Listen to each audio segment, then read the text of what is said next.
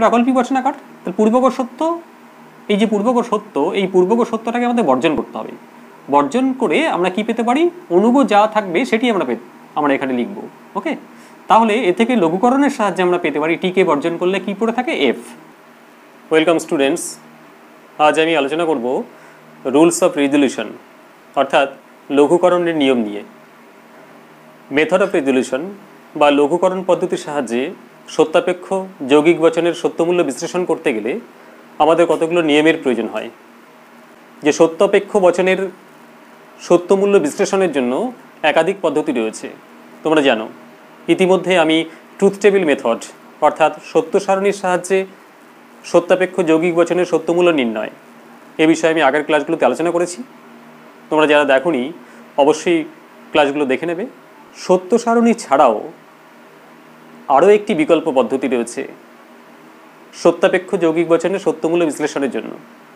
সেই পদ্ধতিটি হলো লঘুকরণ পদ্ধতি অর্থাৎ মেথড অফ রেজলিউশন। এখন কিভাবে আমরা লঘুকরণ পদ্ধতির সাহায্যে কোনো সত্যাপেক্ষ যৌগিক বচনের সত্যমূল্য বিশ্লেষণ করব তা ব্যাখ্যা করতে গিয়ে যুক্তিবিদ কুয়াইন 9টি সূত্রের কথা বলেছেন, 9টি নিয়মের কথা বলেছেন। সেই নিয়মগুলোকেই বলা হয় রুলস অফ রেজলিউশন অর্থাৎ লঘুকরণের নিয়ম। ওকে, তোমরা যারা বিএ অনার্সে ফিলোসফি নিয়ে পড়ছো, তোমাদের ওয়েস্টার্ন লজিকের একটি ইম্পর্টেন্ট পার্ট হচ্ছে লঘুকরণ পদ্ধতির সাহায্যে বচন আকারের সত্যমূল্য নির্ণয়। এখন এই প্রশ্নটির উত্তর দিতে গেলে তোমাদের এই লঘুকরণ নিয়ম সম্পর্কে আগে জানতে হবে, অর্থাৎ 9টি নিয়ম সম্পর্কে তোমাদের জানতে হবে। আজকে এই নিয়মগুলো নিয়ে আমি আলোচনা করছি। তোমরা ভিডিওটি শেষ পর্যন্ত দেখতে থাকো, তাহলে দেখবে খুব সহজেই লঘুকরণ পদ্ধতিতে সত্যাপেক্ষ বচনের সত্যমূল্য বিশ্লেষণ করতে পারবে। রুলস অফ রেজলিউশন, লঘুকরণের নিয়ম। দেখো, 1 নম্বর নিয়মটি কি? মোট 9টি নিয়ম রয়েছে। তার মধ্যে প্রথম নিয়মটি হচ্ছে সত্য সংযোগী বর্জন। নিয়মটি কি? কোনো সংযোগিক বচনের এক বা একাধিক সংযোগী সত্য হলে সেগুলিকে বাদ দিতে হবে, বাদ দিয়ে অপর সংযোগীকে গ্রহণ করতে হবে। যেমন এটি একটি সংযোগিক বচনাকার। এখন এই সংযোগী বচনাকারের একটি সংযোগী হচ্ছে সত্য। তাহলে আমাদের কি করতে হবে? এর সত্যমূল্য বিশ্লেষণ করতে গেলে আমাদের এই সত্য সংযোগীটাকে বর্জন করতে হবে, বর্জন করে অপর সংযোগীটাকে গ্রহণ করতে হবে। তাহলে এ থেকে আমরা কি পেতে পারি? এ থেকে আমরা পেতে পারি পি ভেল কিউ। ওকে, আবার যদি এরকম হয় টি ডট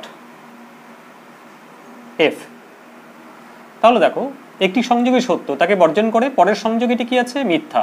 তা থেকে আমরা অনুমান করতে পারি মিথ্যা। ওকে, এই হচ্ছে প্রথম নিয়ম। নেক্সট হচ্ছে দ্বিতীয় নিয়ম। দ্বিতীয় সূত্রটি কি?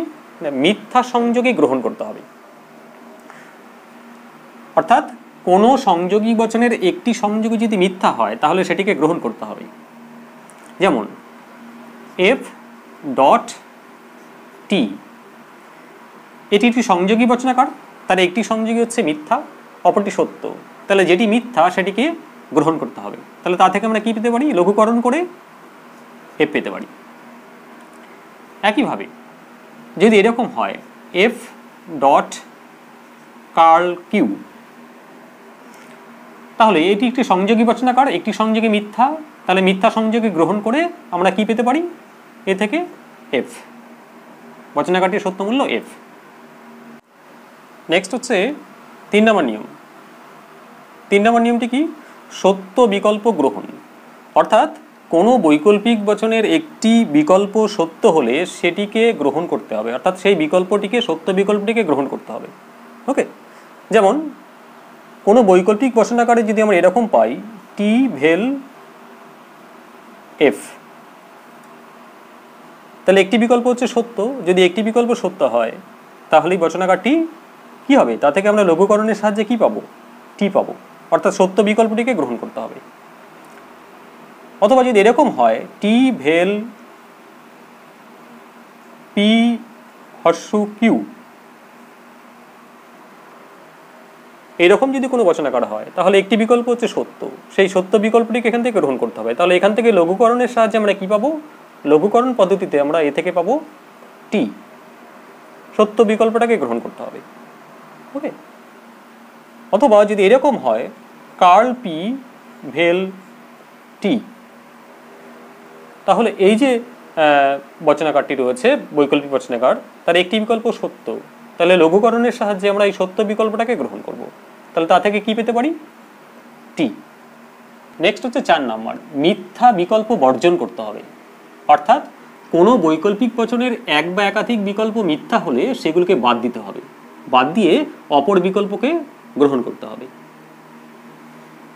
যেমন যেমন বৈকল্পিক বচন যদি একটি মিথ্যা হয়, এফ ভেল টি, তা থেকে আমরা কি পেতে পারি?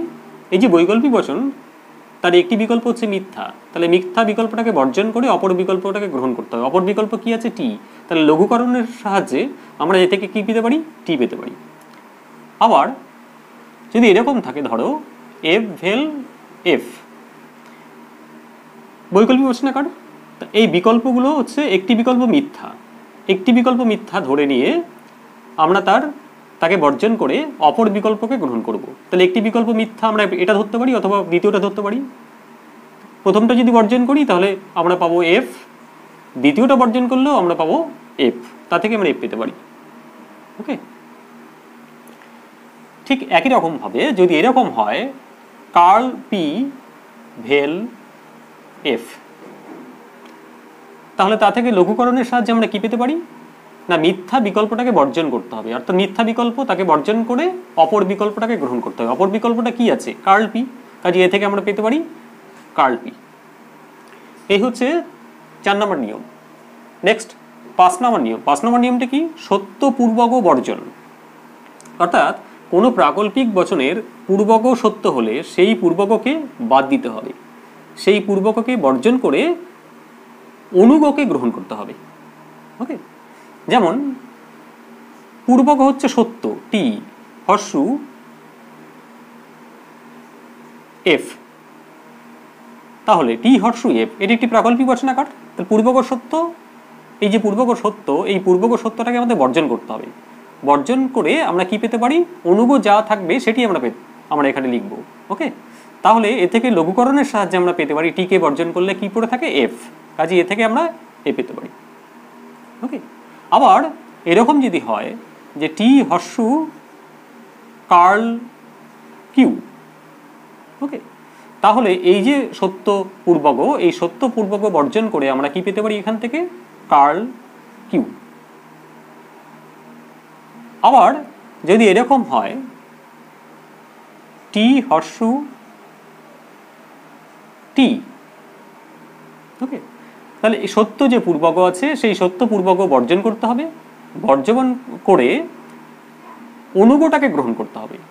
অর্থাৎ সত্য পূর্বক টি বর্জন করলে কি পড়ে থাকে? অনুগ টি, কাজে এ থেকে আমরা পেতে পারি টি লঘুকরণের সাহায্যে। নেক্সট হচ্ছে 6 নম্বর নিয়ম, মিথ্যা পূর্বকের নিষেধ গ্রহণ। মিথ্যা পূর্বকের নিষেধ গ্রহণ, অর্থাৎ কোনো প্রাকল্পিক বচনের পূর্বক মিথ্যা হলে সেই পূর্বকের নিষেধকে আমাদের গ্রহণ করতে হবে।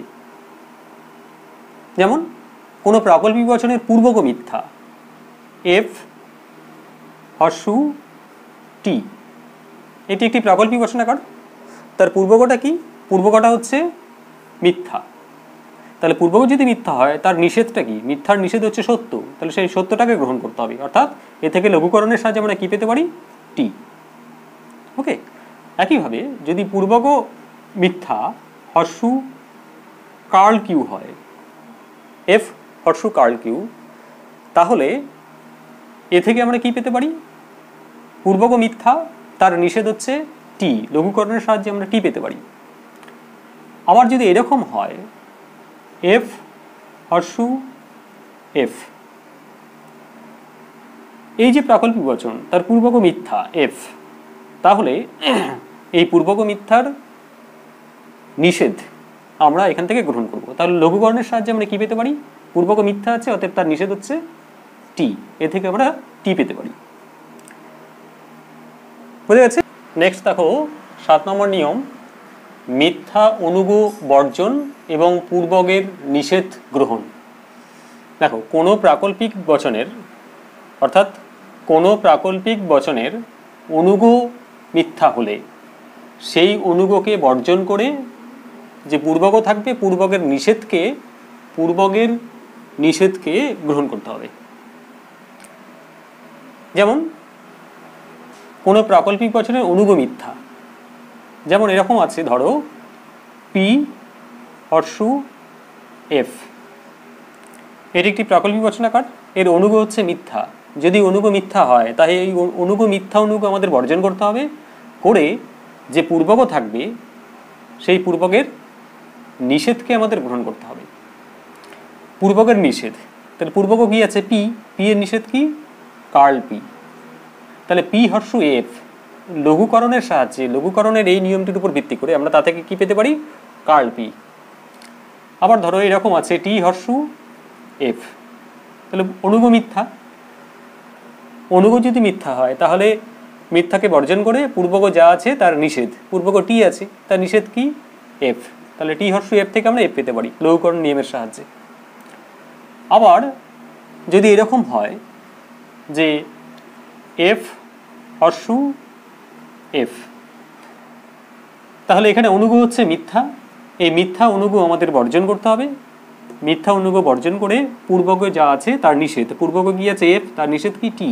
তাহলে লঘুকরণের সাহায্যে আমরা এ থেকে কি পেতে পারি? টি। নেক্সট হচ্ছে 8 নম্বর নিয়ম, দ্বিপ্রাকল্পিকের সত্য অঙ্গবাক্য বর্জন। অর্থাৎ এটি দ্বিপ্রাকল্পিক বচনাকারের ক্ষেত্রে প্রযোজ্য।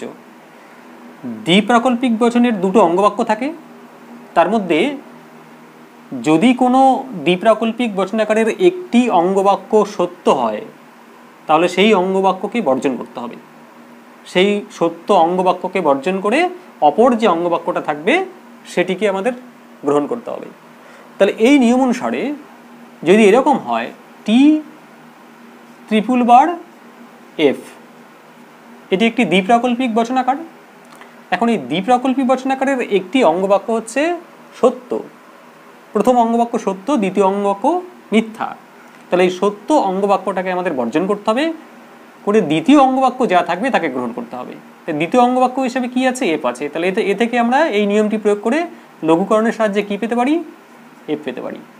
টি ট্রিপল বার টি।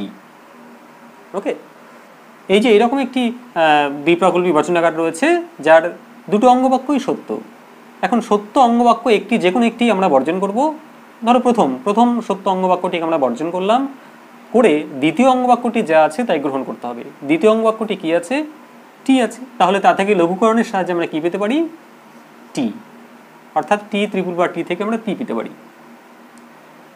অথবা যদি এরকম হয় যে কার্ল কিউ ট্রিপল বার টি, এ থেকে আমরা লঘুকরণের সাহায্যে কি পেতে পারি? না এই নিয়মটি অনুসারে কি না সত্য অঙ্গবাক্য বর্জন করতে হবে। অর্থাৎ দ্বিতীয় অঙ্গবাক্যটা সত্য, এটাকে আমরা বর্জন করব, করার পর প্রথম অঙ্গবাক্য যা থাকে তাকে গ্রহণ করতে হবে। তাহলে এ থেকে লঘুকরণের সাহায্যে কি পেতে পারি? Curl Q. ওকে, নেক্সট হচ্ছে দেখো 9 নম্বর নিয়ম, দ্বিপ্রাকল্পিকের মিথ্যা অঙ্গবাক্য বর্জন ও অপর অঙ্গবাক্যের নিষেধ। নিয়মটি কি? অর্থাৎ নিয়মটি হলো কোনো দ্বিপ্রাকল্পিক বচনের একটি অঙ্গবাক্য মিথ্যা হলে সেই অঙ্গবাক্যকে বর্জন করে অপর অঙ্গবাক্যের নিষেধকে গ্রহণ করতে হবে। যেমন একটি দ্বিপ্রাকল্পিক বচনাকার এফ ট্রিপল বার টি, এ থেকে লঘুকরণের এই নিয়মটির উপর ভিত্তিতে আমরা কি পেতে পারি? আমরা পেতে পারি এফ। কেন না একটি অঙ্গবাক্য হচ্ছে মিথ্যা আছে, তাকে বর্জন করলাম, করে অপর যে অঙ্গবাক্য আছে তার সেটি কি? টি, তার নিষেধ হচ্ছে এফ, তার নিষেধকে গ্রহণ করলাম, অর্থাৎ এফ। আবার যদি এরকম হয় এফ ট্রিপল বার এফ, এ থেকে আমরা কি পেতে পারি? এই নিয়মটি প্রয়োগ করে আমরা পেতে পারি টি। কেন না একটি অঙ্গবাক্য এফ আছে মিথ্যা, তাহলে তাকে বর্জন করব, করে অপর যে অঙ্গবাক্য আছে তার নিষেধ, অপর অঙ্গবাক্য এফ, তার নিষেধ হচ্ছে টি, আমরা এই নিয়মে টি পাচ্ছি। অথবা যদি এরকম হয় যে F triple bar curl Q, এইরূপ যে বচনাকার, এইরূপ বচনাকার থেকে আমরা কি পেতে পারি লঘুকরণ নিয়মের সাহায্যে? এই নিয়মটি প্রয়োগ করে, না এখানে একটি অঙ্গবাক্য হচ্ছে মিথ্যা, এই মিথ্যা অঙ্গবাক্যকে আমরা বর্জন করব, করে অপর যে অঙ্গবাক্য রয়েছে কি রয়েছে কার্ল কিউ, তার নিষেধকে গ্রহণ করব। তার নিষেধ মানে হচ্ছে শুধু কিউ, তাহলে এ থেকে আমরা শুধু কিউ পেতে পারি এই নিয়মটি প্রয়োগ করে। বোঝা গেছে? এই হলো রুলস অফ রেজলিউশনের 9টি নিয়ম। এই নিয়মগুলোর সাহায্যেই আমরা সত্যাপেক্ষ বচনের সত্যমূল্য বিশ্লেষণ করব, যাকে বলা হচ্ছে লঘুকরণ পদ্ধতি। আজকে এ পর্যন্তই।